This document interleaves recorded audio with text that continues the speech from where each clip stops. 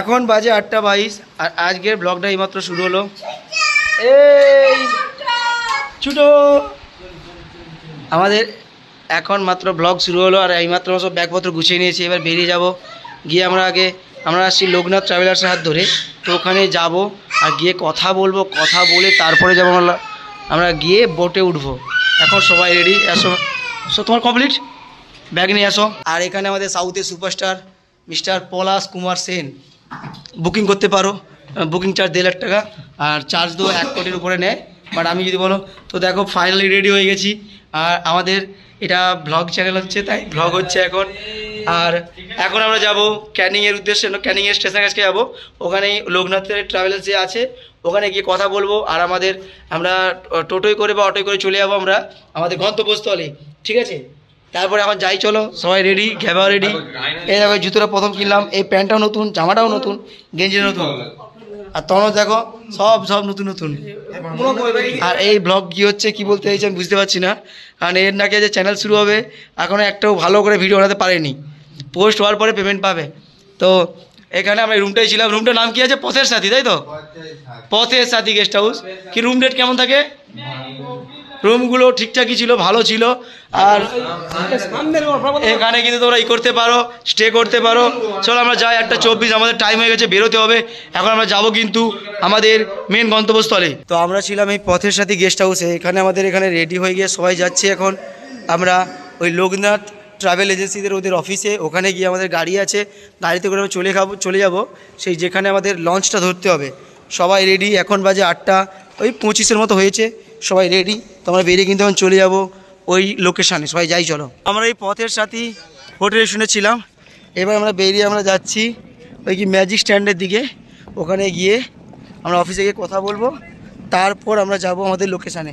আমরা এসে গেছি সুন্দরবন লোকনাথ ট্রাভেলার্সে, এখানে আমাদের কথা চলছে, কারণ আমরা এনাদের হাত ধরেই যাবো আজকে।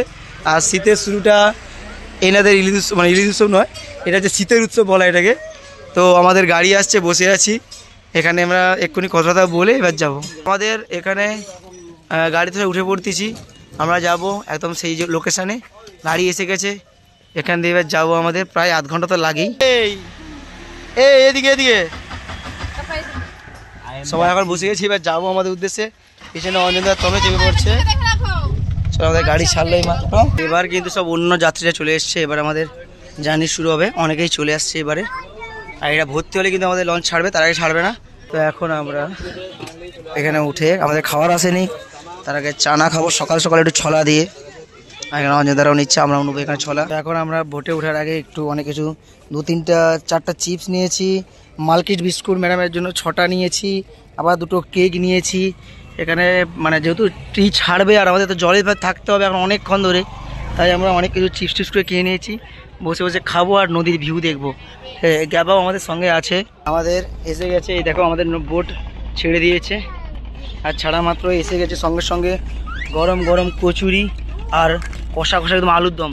পুরো প্লেট দেখো ফাঁকা, টেস্ট কিন্তু সত্যি মনে ভালো করেছে, যার জন্য পুরো প্লেট ফাঁকা। আমি টেস্ট করিনি এখন অবধি। তো আমরা বসে আছি, আর এখন আমাদের ওয়েলকাম ড্রিঙ্কস চলে এসেছিলো। প্রথমে আমাদের একটু খাওয়ার পর আজকে ওয়েলকাম ড্রিঙ্কসটা দিল, বসে মাজা খাচ্ছে। আর এরপরে হয়তো ভাতের সিজন আসা শুরু হবে, এরপর মানে ঘোষা ভাতে আমরা নামবো। আমাদের এবারে এসেছে আমুদি ভাজা, গরম গরম, যা টেস্ট রিয়েলি বলছি মানে দারুণ, গরম গরম বেসনে ফ্রাই করা। তো ফাইনালি আমরা পৌঁছে গেলাম গোসাবা ফেরিঘাটে। আর গোসাবা ফেরিঘাটে কিন্তু রয়েছে 2টো লোকেশন, কি হ্যামিল্টন বাংলো আর রবীন্দ্রনাথের বিকল বাংলো পেছনে। তো আমরা ফেরিঘাটে নেমে গেছি, প্রায় 2-3 ঘন্টা আমরা জার্নি করেছি, আর জার্নি করে পৌঁছে গেলাম এই লোকেশানে। ভাই কাটা ধরো একটু। তো আমাদেরকে কিন্তু আমুদি মাছ ভাজা দিয়েছে, তার সাথে আরো অনেক কিছু দিয়েছিল, চা ওয়েলকাম ড্রিঙ্কস থেকে শুরু করে আরো অনেক কিছু। কচুরি বলে এটাকে, কচুরি আর ঝাল বেশ আলুর দম। সত্যি বলতে এবার আমরা যাচ্ছি, 2টো প্লেস ভিজিট করবো।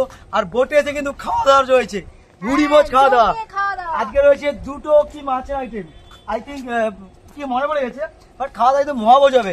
চলো যাই, সবাই চলে গেছে, আমরাও এগিয়ে যাচ্ছি। আর 2টো ভিজিট প্লেসটা তো দেখাই চলো। তো ভালো লাগলো যে সুন্দরবন থেকে আমাদের ভিডিও দেখে দাদাদের এখানে দোকান, এখানে একটা ক্লিনিক দোকান আছে। আর দাদা হঠাৎ যাচ্ছিলাম, দাদা ভিডিও দেখা হয়, দাদা আমাদের ভিডিও দেখে বললো তো আজকে আমরা এলাম গোসাবাতে, আর এখানে একটা ক্লিনিকের দোকান, যে সরি দাদা, সে আমাদের ভিডিও দেখে, এটা সব থেকে বেশি ভালো লাগলো যে সুন্দরবনের এখানে এরিয়া থেকে আমাদের ভিডিও দেখে। হ্যাঁ, এখানেই তার বাড়ি, আর আমাদের ভিডিও দেখে, যেটা আনএক্সপেক্টেড, আমি আশা করিনি এটা, মানে এদিকে যেমন দেখে বলে না। সুন্দরবনে যেমন সেখানে ক্যানিং গোলাপি, সেখানেও দু লোক কথা বলেছিল, বাট সুন্দরবনে প্রপার এসেও সেও আমাদের ভিডিও দেখে, যেটা একটা আশা করিনি। বাট এখন যাচ্ছি আমরা বিকন বাংলোর দিকে হেঁটে হেঁটে, আর বিকন বাংলোর পাশাপাশি রয়েছে হ্যামিল্টন বাংলো, আর আমরা এখন যাচ্ছি মানে হ্যামিল্টন বাংলোতে। চলো যাই, আর পুরো ব্লগটা কিন্তু দেখতে থাকো, আর কিন্তু চলতেই থাকে ব্লগ। যে দেখতে পাচ্ছ এটা হচ্ছে হ্যামিল্টন সাহেবের বাংলো, আর আমরা সব এসেছিলাম, পেছনে সবাই আছে। এইটাই হচ্ছে হ্যামিল্টন সাহেবের বাংলো, যেটা অতটাও সত্যি বলতে এর মধ্যে কিছু নেই, বাট রবীন্দ্রনাথের যে বিকল্পটা দেখার মতো কিছু আছে। এটা বন্ধ থাকে, আমরা আগের বার ছিলাম বন্ধই ছিল, তো দেখতে পাচ্ছ। চলো আমরা যাই, আমরা যাবো রবীন্দ্রনাথের বাংলোর দিকে। আমরা সানগ্লাস কিনতে ভুলে গেছিলাম, যার জন্য আমরা সুন্দরবনে এসে সানগ্লাস কিনছি। এখানে সানগ্লাস কিনছি আমরা দুজনে এসে, কারণ আমাদের সানগ্লাস কিনা হয়নি এক বাড়িতে, তাই এখানে কিনবো দুটো সানগ্লাস। দুটো করে নিয়েছি, এগুলো 150 টাকা দাদা নিয়ে নিয়েছে। কিন্তু এখানে 10 টাকা করে টিকিট মূল্য, আর টিকিট দিয়ে এখানে প্রবেশ করতে হয়, 10 টাকা করে টিকিট নেয়। গিয়ে কিন্তু দেখার মতো এখানে তাও আছে, সবসময় রবীন্দ্রনাথের গান চলে এখানটায়। দেখতে পাচ্ছ এটা হচ্ছে রবীন্দ্রনাথের বিকন বাংলো। হাই দেখো, এখানে চলে গেছে, আমাদেরকে বেরাতে বাকি। 10 টাকা করে এখানে টিকিট নেয়, আর খুব সুন্দর পরিবেশ পরে আসতে পারো। ফোয়ারা উঠছিল, ফোয়ারা ছিল, আজকে কিন্তু জল পড়েনি। এবার আমরা যাবো কিন্তু আমাদের লঞ্চের দিকে, আর লঞ্চে খাওয়া দাওয়ার ব্যবস্থা কিন্তু মহাবজ রয়েছে। আর এখানে কিন্তু 10 টাকা টিকিট নেয়, বিন্দাস বসে থাকতে পারো। এখানে ফোয়ারায় জল পড়ছে না, আর চশমা গেলাম 150 টাকা দিয়ে, ঠিক আছে, পয়সা কিনতে হবে তো, বারবার পচা খুলছে, ঠিক আছে। আর সত্যি বলতে আমরা কিন্তু এই নিয়ে সুন্দরবন দুবার এলাম, দুবারই কিন্তু ভালো লাগলো। সব থেকে ভালো লাগে তো খাওয়া দাওয়া, তাই খেতে থাকো শুধু, এত সুন্দর খাওয়া দাওয়ার ব্যবস্থা এখানে।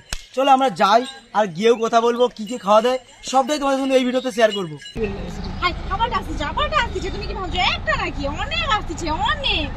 এখানে মিনি অঞ্জন 3 প্রো, এই যেমন DJI 3 pro, DJI mini 3 pro,